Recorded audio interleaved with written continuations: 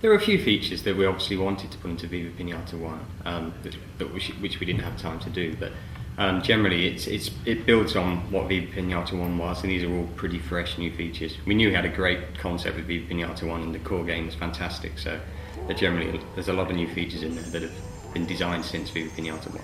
For instance, the same box co-op, that's a great feature obviously. If some of the feedback we had from Viva Pinata was that parents would like to play the game with their children, and obviously that facility wasn't really there in Viva Pinata 1, so we added that, and that, for us, that's a pretty major feature. You can play through the whole game with the sort of parent-child scenario.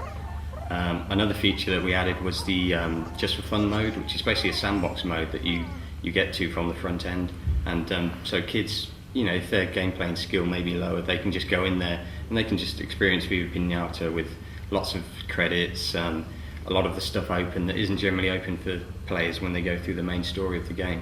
You won't gain any achievements for playing Just for Fun mode, but it's just there basically as a little sandbox experimental area. The old pinatas, they're all in the game. There's numerous ways where we sort of freshen up their inclusion. They've got different requirements, they sit into the story structure now in a different way, and plus they've got new things that they'll do for you in the garden. There are certain tricks you can teach your pinatas. Each has got 2 different tricks. We have a little trick stick in the game that you can get out and tap them on the head and they'll do something new. So there's more interaction with the existing pinata as well as all the fresh new pinata as well. Some of my favourite new pinatas that we're putting into the game, one of them is the gorilla, the SARS gorilla we've called it. He's a huge lumbering pinata that you'll see. You know, his presence in the garden is fantastic. You put him in and he'll wander around, sort of start doing bench presses and stuff. He's a really cool character.